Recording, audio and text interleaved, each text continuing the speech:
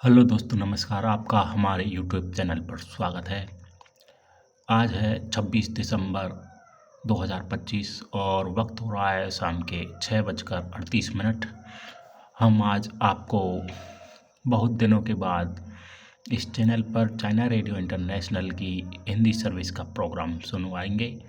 तो चलिए आप अपना प्रोग्राम स्टार्ट करते हैं। और आपको अगर वीडियो पसंद आता है तो वीडियो को लाइक ज़रूर कीजिए और वीडियो को शेयर कीजिए। आज जो कि भारत में रेडियो की स्थिति बहुत पीछे है, लेकिन कुछ कुछ एक लोग जो अभी भी रेडियो को पसंद करते हैं, वो अब भी रेडियो सुनना पसंद करते हैं। तो उनके लिए और उनके जो भी रिश्तेदार या संबंधी है जो रेडियो सुनना पसंद करते हैं, उन सभी के लिए एक ये छोटी सी पहल है। इसमें आप आपका योगदान दीजिए और वीडियो को लाइक कीजिए और अधिक से अधिक शेयर ज़रूर कीजिए। चलिए शुरू करते हैं अपना आज का चाइना रेडियो इंटरनेशनल। ये 31 मीटर का प्रसारण सुनाएंगे हम आपको, और जो कि 9450 किलोहर्ट्ज़ पर आता है। दूत चीन ने कहा कि चीन भारत संबंधों में निरंतर सुधार से मीडिया, पर्यटन, युवा और अन्य क्षेत्रों में द्विपक्षीय सहयोग को और मजबूत करने के लिए अनुकूल परिस्थितियां बन रही हैं। उन्होंने 15वीं पंचवर्षीय योजना के महत्व और चीनी केंद्रीय आर्थिक कार्य सम्मेलन के महत्वपूर्ण उपायों का उल्लेख किया।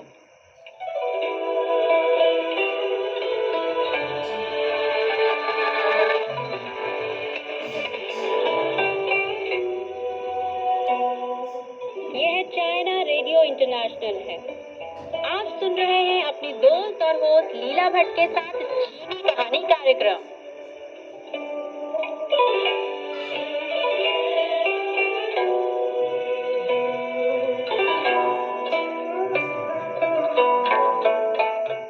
यह चाइना रेडियो इंटरनेशनल है। श्रोता दोस्तों, मैं आपकी होस्ट और दोस्त लीला भट्ट एक बार फिर हाजिर हूँ लेकर आपके लिए चीनी कहानी कार्यक्रम। आज के प्रोग्राम में भी मैं आपके लिए लेकर आई हूँ चीनी नीति कथाएं। तो आइए दोस्तों, सुनते हैं हमारी पहली कथा, जिसका शीर्षक है जंगली हंस का धोखे में आना। इसे चीनी भाषा में शांगतांग तायन कहा जाता है। इसमें शांगतांग एक विशेषण है जिसका मतलब है धोखे में आना, जबकि तायन जंगली हंस है।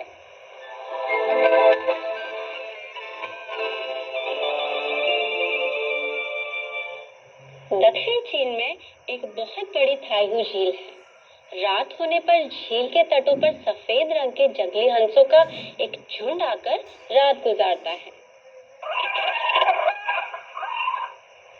वे सभी एक साथ किसी सुरक्षित स्थान में रहते हैं ताकि शिकारियों के निशाने से बचा जा सके। अपनी सुरक्षा के लिए सोने से पहले वे दल के एक सदस्य को पहरा देने के लिए चुनते हैं और खतरे की आशंका होने पर वह पहरी राजहंस आवाज देते हुए सभी को चेतावनी देता है और इस तरह दूसरे जंगली हंस निश्चिंत होकर सो सकते हैं। कुछ समय के बाद शिकारियों को जंगली हंसों के दल में पहरा देने के इस नियम का पता चला और उन्हें एक चाल सूझी। रात होने पर शिकारियों ने झील के किनारे जंगली हंसों के विश्राम करने वाली जगह से कुछ दूरी पर आग जलाई। आग की रोशनी से चौंककर पहरा देने वाले हंस ने गा गा कर आवाज देते हुए चेतावनी देना शुरू कर दिया और ऐन मौके पर शिकारियों ने आग को बुझा दिया। जब सभी जंगली हंस चेतावनी की आवाज से जागे, तब उन्होंने वहां बड़ी शांति पाई। कोई खतरे का आसार भी नहीं दिखा और वे फिर से सो गए। शिकारियों ने पुनः आग जलाई। पहरी हंस ने पुनः चेतावनी दी और सभी जंगली हंस फिर से जाग गए। लेकिन फिर उन्होंने देखा कि कोई खतरा नहीं है। यही बात 4-5 बार होने पर हंसों की नींद खराब हो गई, लेकिन उन्हें कहीं भी कोई खतरा महसूस नहीं हुआ। उन्हें लगा कि पहरे हंस उन्हें धोखा दे रहा है, तो सभी ने मिलकर पहरे हंस की चोंच मार मार कर पिटाई की और आखिर में गहरी नींद में सो गए। जंगली हंसों की गहरी नींद में सोते ही शिकारी मशाल उठाते हुए धीरे धीरे उनकी तरफ बढ़ने लगे। पहरा दे रहे जंगली हंस को सबक मिल चुका था, तो इस बार उसे जल्दीबाजी में चेतावनी देने की हिम्मत नहीं आई। इसका नतीजा यह हुआ कि सभी जंगली हंस शिकारियों के चंगुल में फंस गए।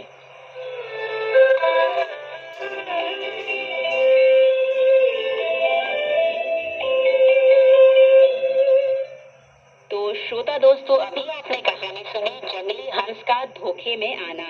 इसे चीनी भाषा में शांतांग तायन कहा जाता है। इसमें शांतांग एक विशेषण है जिसका मतलब है धोखे में आना, जबकि तायन जंगली हंस है। दोस्तों, ये कहानी तो पूरी हो गई, पर इस नीति कथा से लोगों को यही शिक्षा मिलती है कि मुश्किल परिस्थिति में लोगों को ठंडे दिमाग से काम लेना चाहिए। असली स्थिति का साफ साफ पता लगाना चाहिए ताकि किसी भी चाल में न फंस जाए। दूसरी तरफ यदि लोग अपने कार्य में सफल होना चाहते हैं तो उन्हें उक्त कार्य का नियम अच्छी तरह समझ लेना चाहिए और नियम से लाभ लेने की कोशिश करनी चाहिए, जैसा कि शिकारी ने किया था।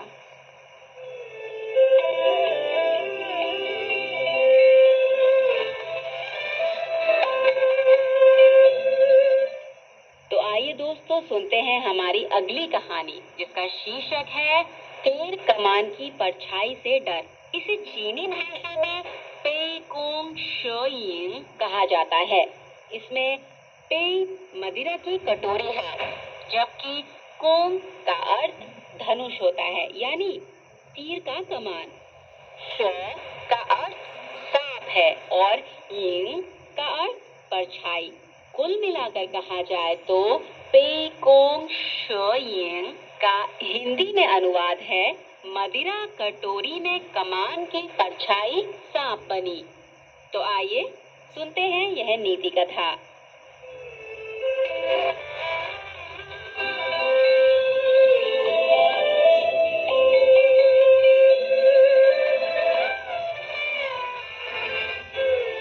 बहुत समय पहले की बात है। चीन के किसी शहर में ले कुआंग नाम का एक अधिकारी रहता था। उसका एक अच्छा दोस्त था जो अक्सर उसके घर आकर खाना खाता था और उसके साथ बातचीत भी करता था। लेकिन एक बार बहुत दिन बीत गए और उसका दोस्त घर नहीं आया। अधिकारी को उसकी बहुत याद आई। वह उसका हालचाल पूछने के लिए खुद दोस्त के घर पहुंचा। वहां उसने देखा कि दोस्त पलंग पर लेटे गंभीर बीमारी से पीड़ित है और उसका चेहरा भी बहुत पीला पड़ा हुआ है। अफसर को यह पता लगने पर कि उसका दोस्त गंभीर रूप से बीमार है, तो उसने अपने दोस्त से बीमारी का कारण पूछा। पहले तो दोस्त ने बताने से मना कर दिया, पर बाद में पूछने पर उसने कहा, एक दिन आपके घर पर मैं शराब पी रहा था। उस समय मुझे शराब के कप में एक छोटा सा सांप तैरता हुआ नजर आया। सांप का रंग नीला था और शरीर के बीचों बीच लाल फूल जैसा धब्बा अंकित था।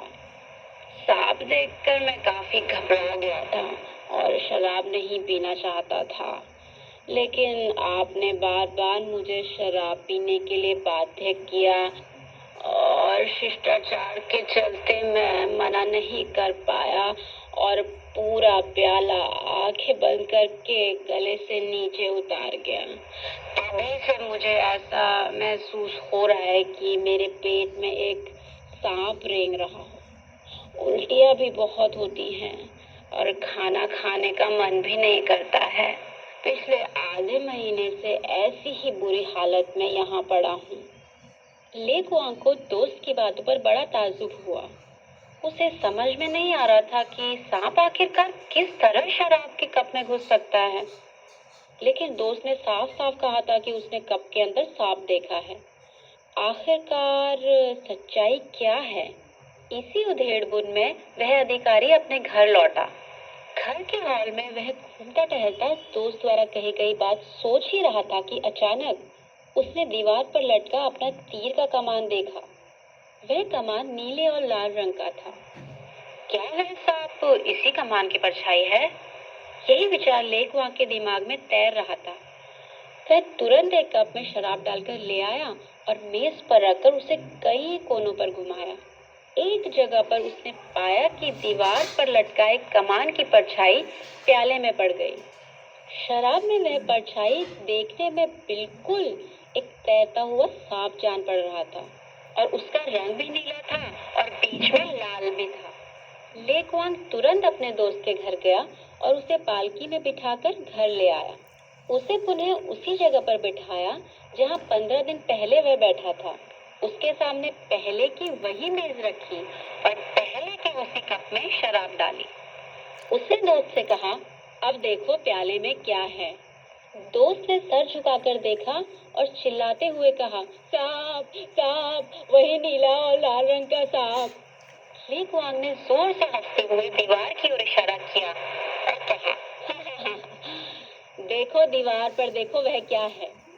दोस्त ने दीवार पर लटके हुए कमान पर गौर करने के बाद फिर कप में तैरते हुए सांप पर नजर डाली और इतने में उसे समझ में आ गया कि आखिर वजह क्या है। इसी वक्त उसकी परेशानी पूरी तरह से दूर हो गई और वह निश्चिंत हो गया। बेशक यह जानकर उसकी बीमारी भी दूर हो गई।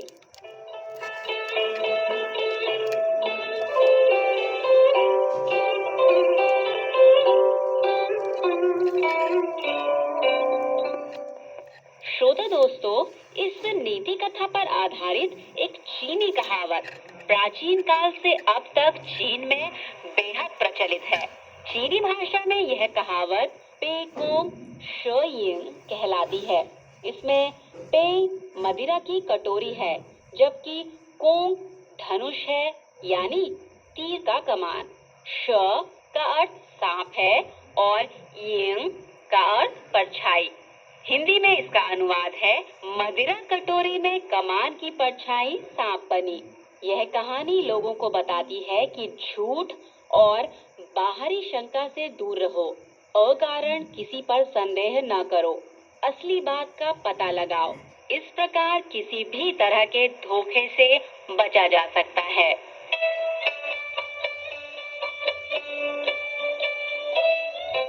तो आइए दोस्तों, सुनते हैं हमारी अगली कहानी, जिसका शीर्षक है बाघ पर विजय। इसे चीनी भाषा में पियनचुआंग सी हो कहा जाता है। इसमें पियनचुआंग सी एक व्यक्ति का नाम है, जबकि सी का अर्थ मारना है और हो का अर्थ बाघ।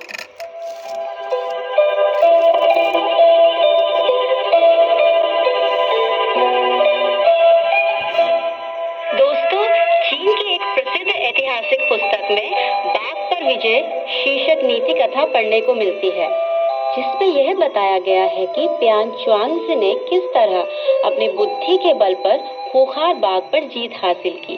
तो लीजिए अब सुनते हैं कहानी।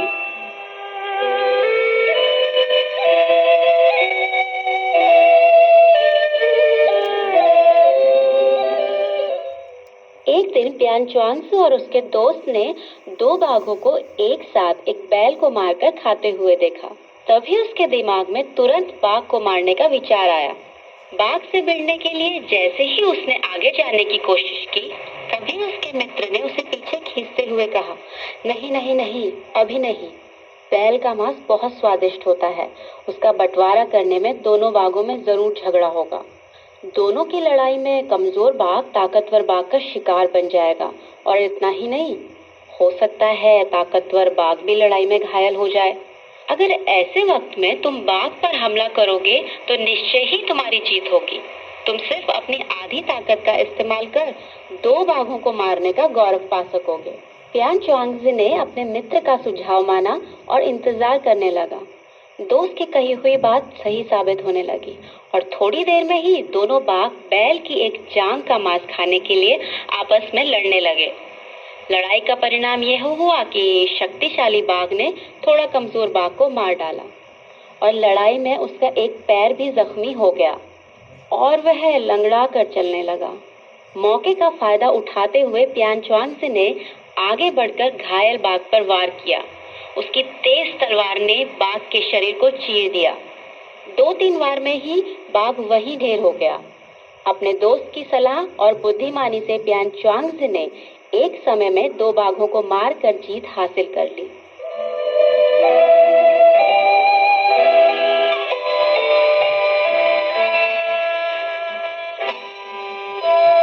दोस्तों, अभी आपने जो नीति कथा सुनी उसका नाम था बाघ पर विजय। इसे चीनी भाषा में पियन हो कहा जाता है।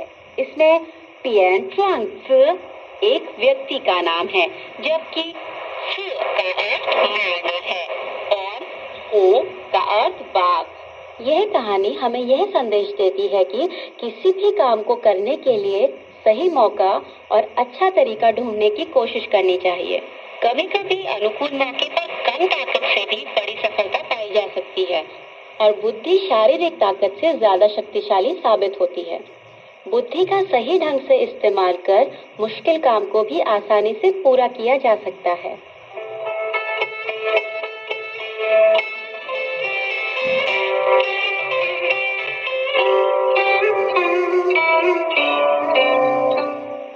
दोस्तों, अभी आपने कहानी सुनी बाघ पर विजय। तो आइए सुनते हैं अगली कहानी, जिसका शीर्षक है आवश्यक चेतावनी से बेखबर। यह कथा प्राचीन काल में काफी मशहूर थी। इसे चीनी भाषा में शी थू शी शीन कहा जाता है। इसमें शी का मतलब है मोड़ना, जबकि थू का मतलब है चिमनी। शी का अर्थ स्थानांतरण करना है और शिन का अर्थ घास या लकड़ी का ढेर है। तो आइए दोस्तों, सुनते हैं कहानी।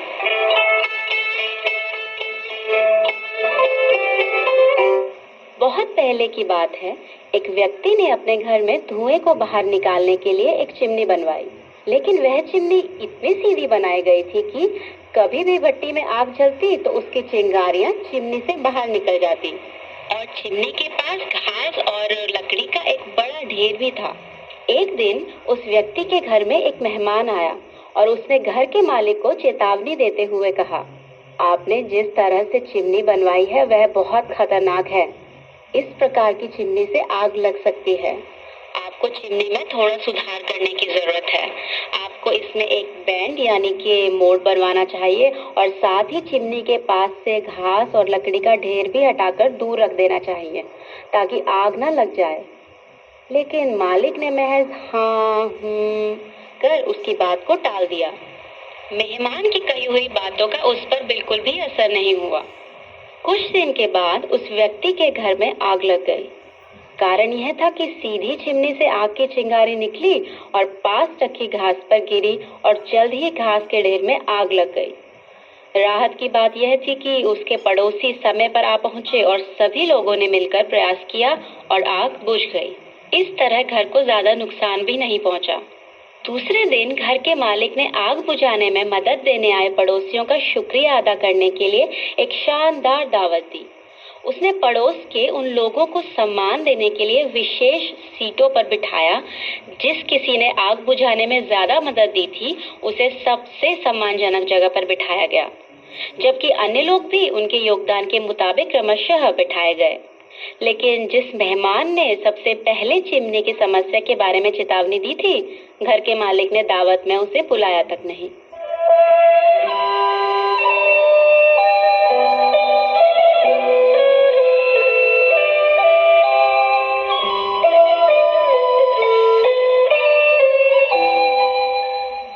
श्रोता दोस्तों, अभी आपने जो कहानी सुनी उसका नाम था आवश्यक चेतावनी से बेखबर। इसे चीनी भाषा में शी थू शी शीन कहा जाता है। इसमें शी का मतलब है मोड़ना, जबकि थू का मतलब है चिमनी। शी का अर्थ स्थानांतरण करना है और शिन का अर्थ घास या लकड़ी का ढेर है। यह कहानी सुनकर आपके मन में क्या विचार आया? जरूर यही विचार कि असल में जिस मेहमान ने घर के मालिक को आग लगने से बचने की चेतावनी दी थी, उसका योगदान सबसे बड़ा था। अगर घर के मालिक ने उसका सुझाव माना होता तो आग लगती ही नहीं। लेकिन खेद की बात यह है कि घर के मालिक को सच्चाई का एहसास तक नहीं हुआ। हाँ, जिन लोगों ने आग बुझाने में मदद दी थी उन्हें भी धन्यवाद देने की आवश्यकता थी।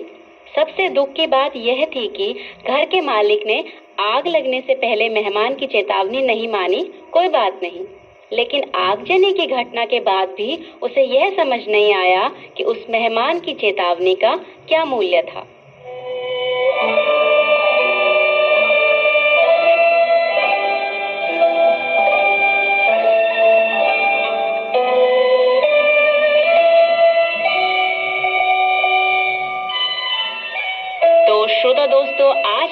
कीनी कहानी कार्यक्रम का यह अंक यही समाप्त होता है।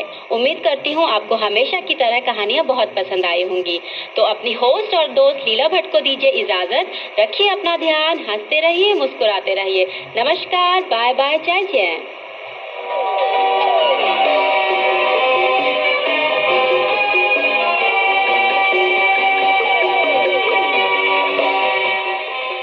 यह चाइना रेडियो इंटरनेशनल है। अब शुरू होता है पश्चिम की तीर्थ यात्रा महासागर का समय।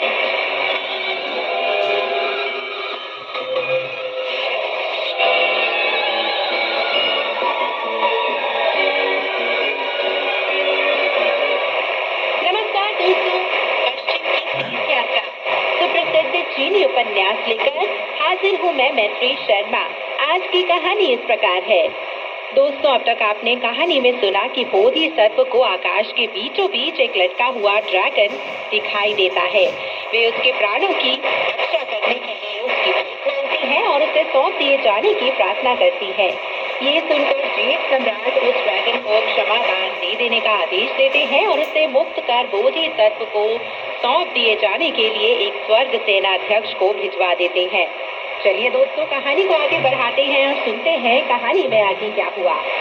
ड्रैगन ने जीवन दान मिल जाने के लिए अपनी कृतज्ञता प्रदर्शित करते हुए बोधिसत्व को दंडवत प्रणाम किया और तब से वह उनके प्रत्येक आदेश का पालन करता रहा। बोधिसत्व उसे एक गहरी और तंग घाटी में ले गए और तीर्थयात्री के आने तक उससे वही इंतजार करते रहने को कहा। तीर्थयात्री के आ पहुंचने पर उसे एक सफेद घोड़े के रूप में बदलकर पश्चिमी स्वर्ग जाकर पुण्य अर्जित करना था। आज्ञा सुनकर ड्रैगन कहीं छिपकर रहने लग गया। बोधिसत्व अपनी मोक्ष को पर्वत की उस पार ले गई और वे पूर्व दिशा में जल्दी जल्दी आगे बढ़ चले। वे ज्यादा दूर नहीं गए थे कि उन्हें स्वर्णिम प्रकाश की हजारों किरणें और मंगलमय भाप के हजारों लच्छे उड़ते दिखाई दिए। मोक्ष बोला, सुनो जल्दी, यह प्रकाश पंचतत्व पर्वत से आ रहा है। उस पर्वत पर तथागत द्वारा लगाई गई प्रतिबंध सूचक आज्ञा चिपकी हुई है। बोधिसत्व ने कहा, ऐसा कदाचित इसलिए है क्योंकि वहाँ उस सर्व समकक्ष महान ऋषि को बंदी बनाया गया है, जिसने आड़ू महाकोश ध्वस्त कर डाला था और स्वर्ग की राज प्रासाद में अव्यवस्था बंद करती थी। मोक्ष ने जवाब दिया, आप ठीक कह रही हैं। फिर गुरु शिष्य दोनों उस कागज को देखने पर्वत के ऊपर जा चढ़े। उस पर ओम मणि पद्मे हुम का सत्य वाक्य लिखा हुआ था। जब बोधिसत्व ने उसे पढ़ा तो उन्होंने दीर्घ निश्वास छोड़ा और निम्न कविता की रचना की। करुणा बहादुर दुरात्मा इस पावन पर, माना नहीं जिसने आदेश प्रभु का, उद्दत बन किया प्रदर्शन भूतकाल में, ध्वस्त किया आड़ू महाकोश मूर्खता नष्ट होकर, तुषित प्रासाद में किए पाप दस्त भी अनेक। सहस्त्रों की सेना में नहीं था वीर उस जैसा, पराक्रम अनुभव हुआ नवस्तर आकाशों पर, किंतु आज बंदी जो तथागत का बुद्धता अपनी क्षमताओं को मुक्त कर पाएगा, गौरव और भी अधिक अर्जित कर पाएगा, गौरव और भी अधिक अर्जित कर पाएगा। गुरु शिष्य के बातचीत ने महान मनीषी की शांति को भंग कर दिया।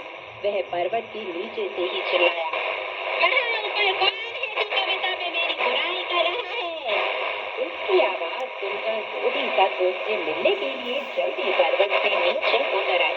तलहटी में महान मनीषी पर पहरा देने वाले स्थानीय संरक्षण देवता, पर्वत देवता गण और स्वर्ग सेनाध्यक्षों ने झुककर बोधिसत्व का अभिवादन किया और उसको महान मनीषी के पास ले गए। बोधिसत्व ने देखा कि उसे एक प्रस्तर मंजुषा के अंदर दबाकर रखा गया था, जिस कारण वह बोल तो सकता था, लेकिन अपना शरीर हिलाने डुलाने में बिल्कुल असमर्थ था।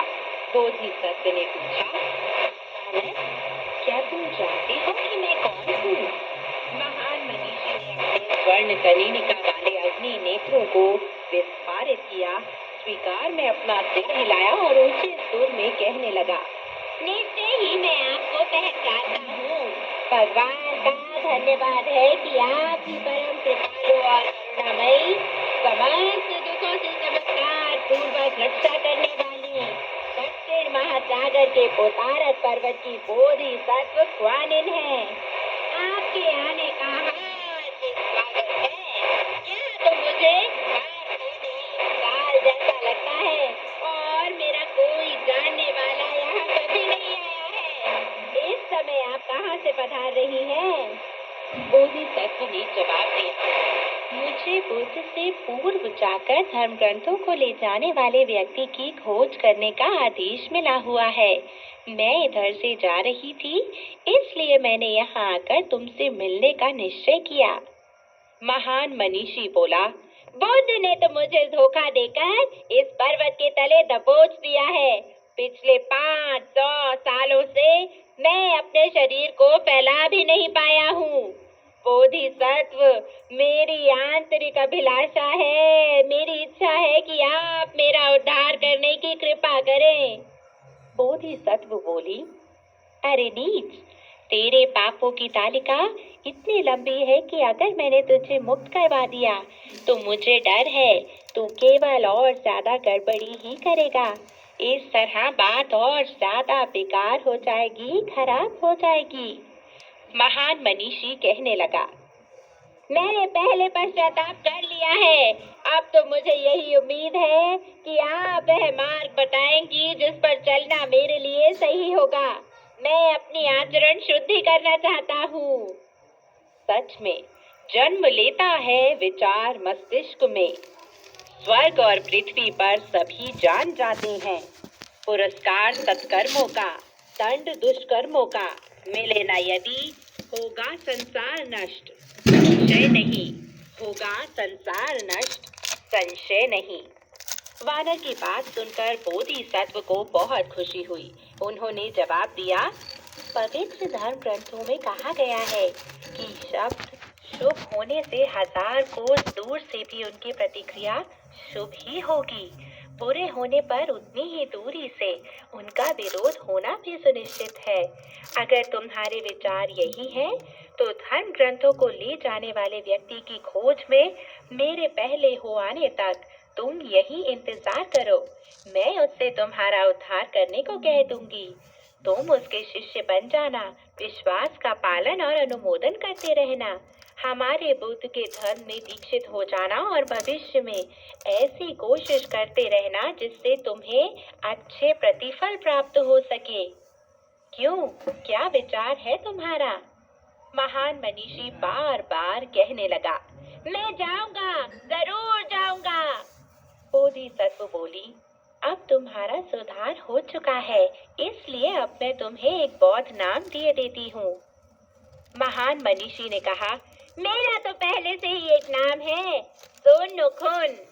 यह जानकर बोधिसत्व बहुत खुश हुई और कहने लगी, इससे पहले मैंने 2 लोगों का मत परिवर्तन किया है और उन दोनों के नामों में ऊ जागृत का समावेश किया है। तुम्हारे नाम में भी ऊ है। तुम्हें कोई और निर्देश दिए जाने की जरूरत नहीं है, इसलिए अब मैं यहाँ से जा रही हूँ। अपने बौद्ध स्वभाव से अवगत हो चुके महान मनीषी ने बौद्ध धर्म स्वीकार कर लिया और उधर बोधिसत्व एक संत स्वभाव के भिक्षु की निष्ठा पूर्वक खोज में लग गई। उस जगह से चलकर बोधिसत्व हुएयान के साथ सीधी पूर्व दिशा में चल पड़ी और जल्दी ही वे महान थांग राजवंश की राजधानी चांगान जा पहुँचे। अपने कुहासे और मेघयान को दूर रखकर गुरु शिष्य ने खजेले दरिद्र पर्यटक भिक्षु के रूप में चांगान नगर में प्रवेश किया। उस समय तक अंधेरा हो चुका था। मुख्य बाजार के रास्ते के पास एक स्थानीय संरक्षक देवता का मंदिर देखकर वे उसके अंदर चले गए। उन्हें देखकर स्थानीय देवता संभ्रमग्रस्त हो गया और वहां के दैत्य प्रहरी भय से थर थर कांपने लग गए। वे जानते थे कि वे बोधिसत्व थी, इसलिए उन्होंने दंडवत प्रणाम कर उनका अभिवादन किया। उसके बाद स्थानीय संरक्षण देवता जल्दी ही नगर देवता, क्षेत्र देवता और छांगान के सभी मंदिर के देवताओं के पास दौड़ गया। जब उनको पता चला कि बोधिसत्व वहां पहुंची है, तो वे सब उनके पास जाकर कहने लगे, हे बोधिसत्व, आपका स्वागत करने में हमें जो देरी हुई है, उसके लिए हम माफी चाहते हैं। बोधिसत्व बोली, मेरे यहाँ आने का किसी को कानो कान पता मत होने देना। मैं यहाँ बुद्ध के आदेश पर धर्म ग्रंथ ले जाने योग्य किसी व्यक्ति की खोज करने आई हूँ। कुछ दिनों तक मैं तुम्हारे इस पीठ का इस्तेमाल कर उस भिक्षु की खोज करूंगी, फिर मैं वापस चली जाऊंगी। सभी देवतागण अपने अपने मंदिर में लौट गए और स्थानीय संरक्षक देवता को नगर देवता के मंदिर में रहने के लिए अपने ही साथ ले गए। गुरु शिष्य ने छद्म वेश धारण कर खुद को छिपा लिया।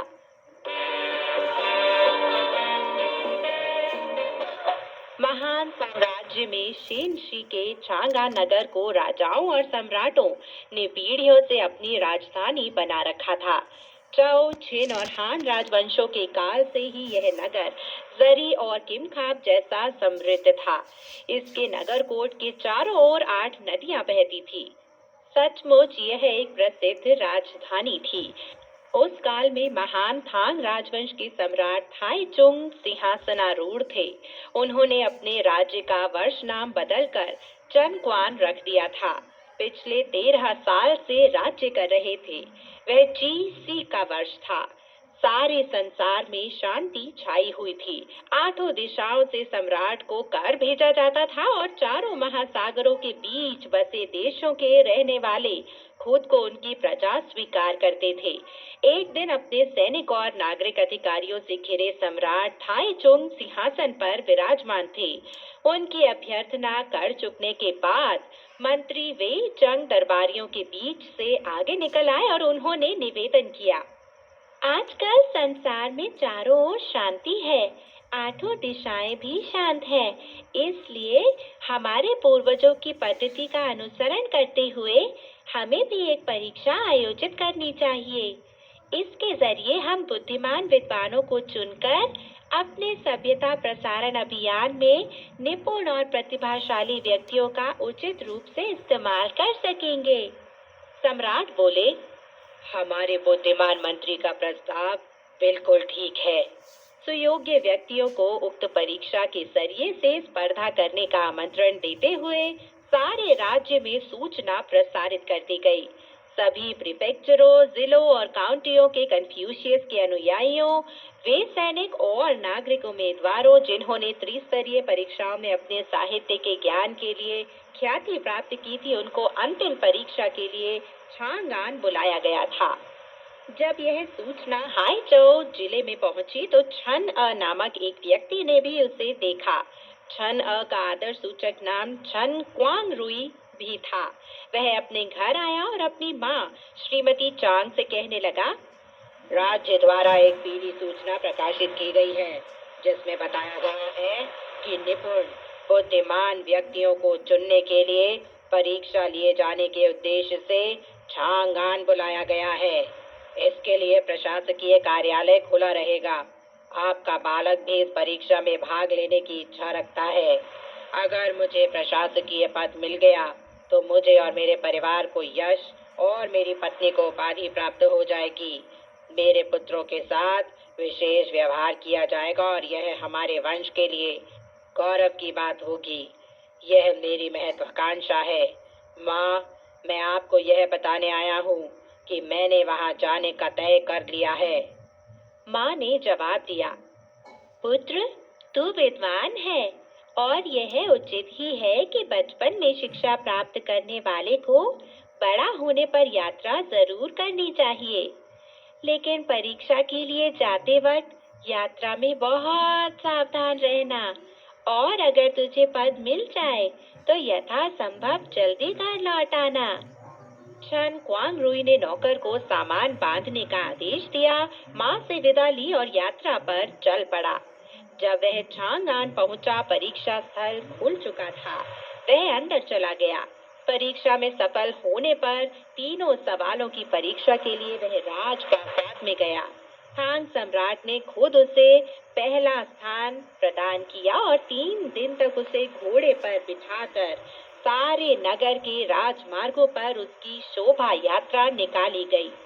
अब हुआ ये कि जब वह शोभा यात्रा मंत्री इन खाइशान के दरवाजे के पास से निकल रही थी, उसी वक्त मंत्री की अविवाहिता कन्या इन वन चाओ, उसको मान ध्यान चाओ भी कहा जाता था, अपने घर को सजा रही थी।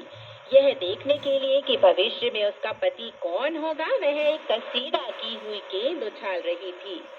जब चन क्वांग रुई वहां से निकला, उसके घर के नीचे से निकलते समय उस कन्या ने तुरंत ही भांप लिया कि वह एक अत्यंत सुंदर नवयुवक था। तभी उसे यह भी मालूम हो गया था कि हाल ही में ली गई परीक्षा में उसने सर्वोच्च स्थान भी प्राप्त किया हुआ था।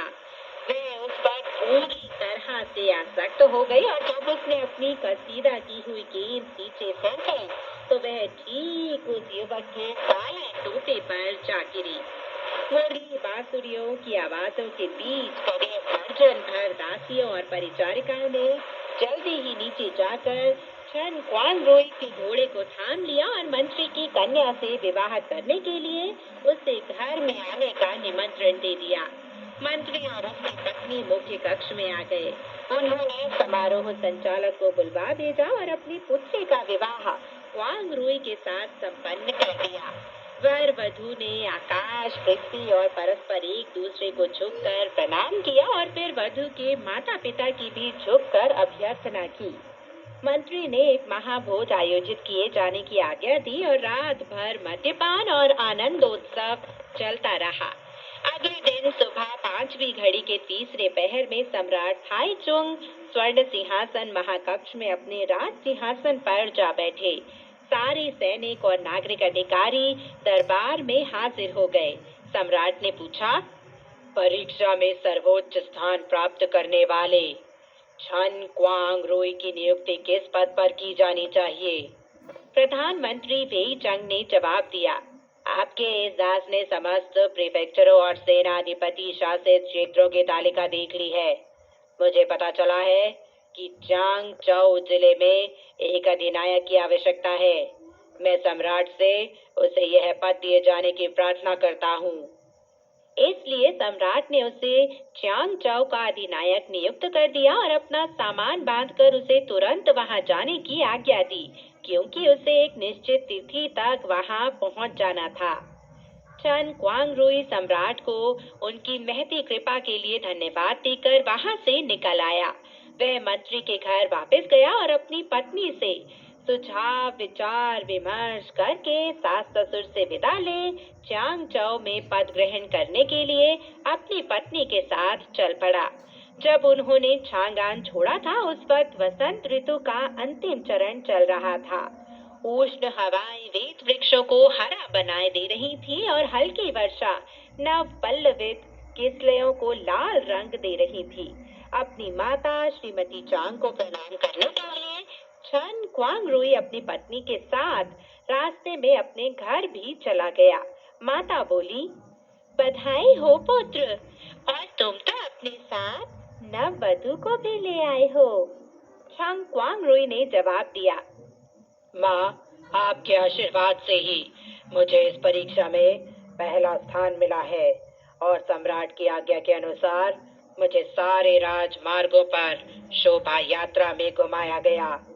जब मैं राज्य के मंत्री के दरवाजे के पास से जा रहा था, मुझ पर एक कसीदा की गई गेंदा गिरी और मंत्री महोदय ने अनुग्रह पूर्वक अपनी पुत्री का पाणी ग्रहण मेरे साथ कर दिया।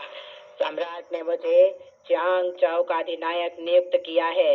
इसलिए माँ, मैं आपको अपने साथ ही अपनी नौकरी पर ले जाने के लिए आया हूँ। श्रीमती चांग की खुशी का तो ठिकाना ही नहीं था। उन्होंने अपना सामान बांधा और उनके साथ चल पड़ी।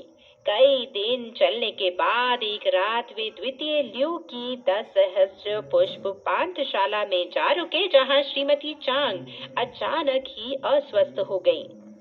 उन्होंने अपने पुत्र से कहा, मेरा शरीर स्वस्थ नहीं है, इसलिए यात्रा पर चलने से पहले मैं 2 दिन इसी सराय में रुककर अपनी सेहत सुधारूंगी। चंग क्वांग रुई सहमत हो गया। अगले दिन सुबह अपने सराय के बाहर एक आदमी को स्वर्ण शफरी मछली बेचते देखा। उसने सुतली में बंधे तांबे के सिक्कों की एक लच्छी देकर मछली खरीद ली।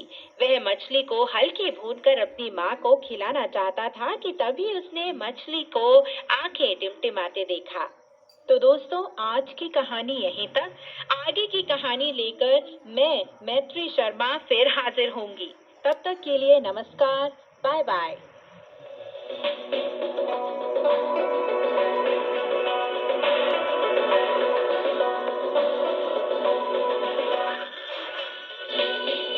用你的母语学汉语，每日汉语。 मातृभाषा में चीनी सीखना रोजमर्रा की चीनी भाषा। 用你的母语学汉语，每日汉语。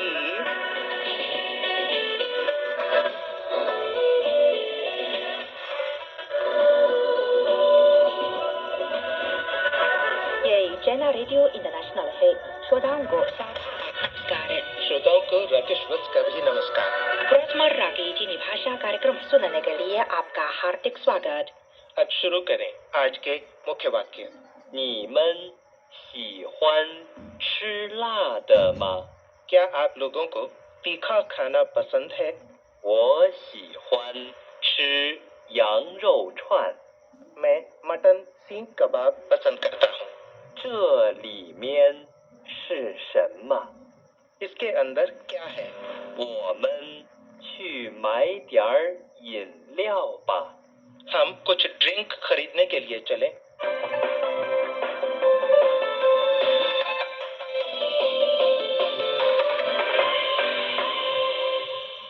पिछले पाठ की चीनी संस्कृति की जानकारी में आपने सुना था कि चीन के सिचुआन, हुनान जैसे प्रांतों का खाना बहुत तीखा होता है। लेकिन हैरानी की बात है कि बीजिंग में भी बहुत सी लड़कियां तीखा खाना पसंद करती हैं। इसलिए मैं जानना चाहता हूं कि चीनी भाषा में क्या आपको तीखा खाना पसंद है कैसे कहते हैं?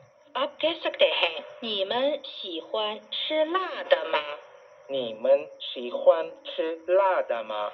你们 आप 你们喜欢 पसंद 喜欢 吃 खाना 吃辣的 तीखा 辣的 मा एक निपात शब्द है जो प्रश्नवाचक वाक्य के अंत में आता है। 吗?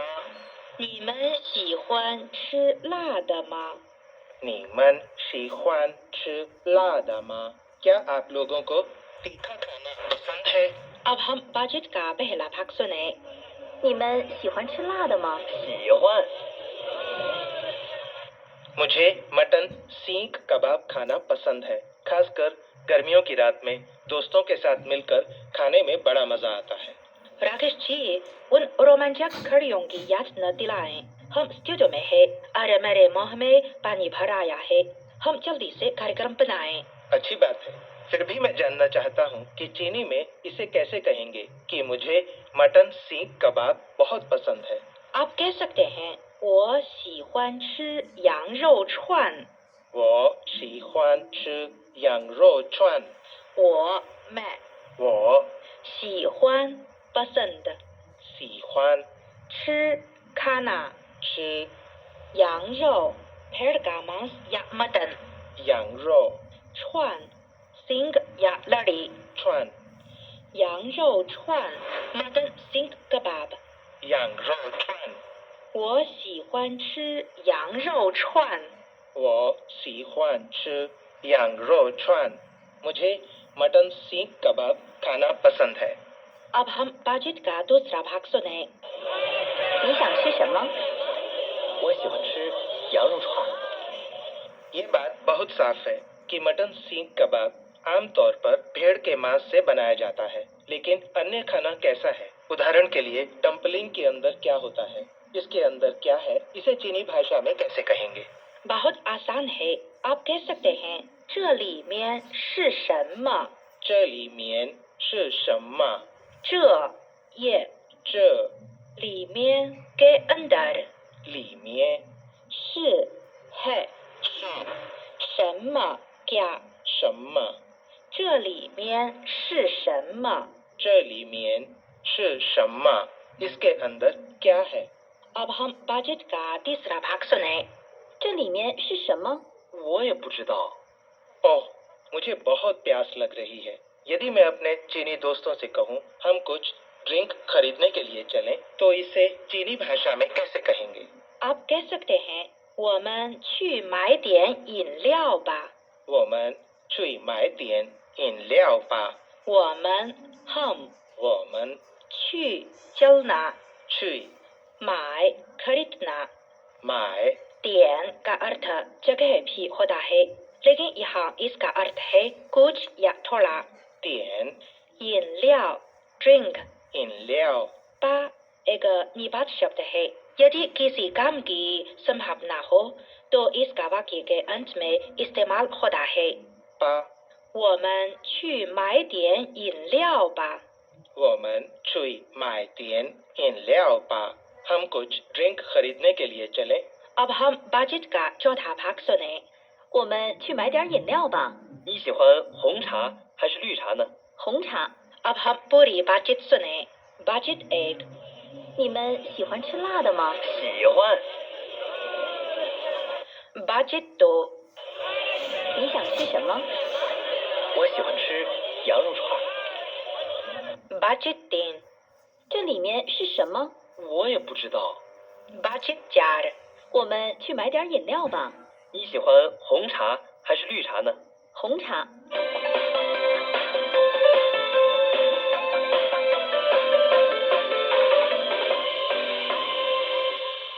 अच्छा दोस्तों, अब आज्ञा दें, फिर मिलेंगे। नमस्कार। नमस्कार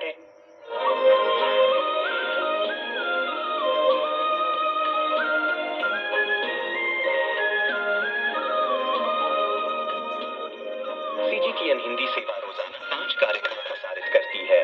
हमारा पहला कार्यक्रम भारतीय समय के अनुसार सुबह 8:30 से 9:30 बजे तक, दूसरा कार्यक्रम संध्या के 6:30 से 7:30 बजे तक, तीसरा कार्यक्रम रात के 8:30 से 9:30 बजे तक, चौथा कार्यक्रम रात के 9:30 से 10:30 बजे तक और पांचवा कार्यक्रम रात के 10:30 से 11:30 बजे तक प्रसारित होता है।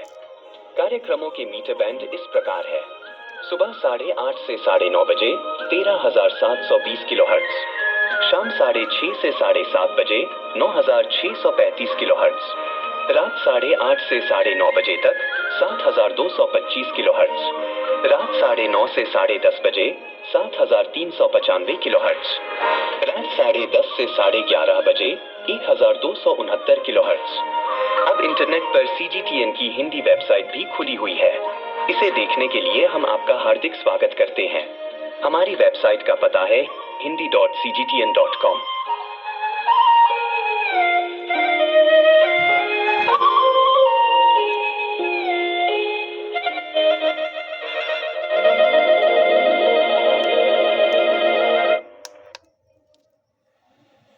तो दोस्तों, वीडियो को लाइक कीजिए और शेयर कीजिए और भारत में रेडियो की क्रांति ला दीजिए।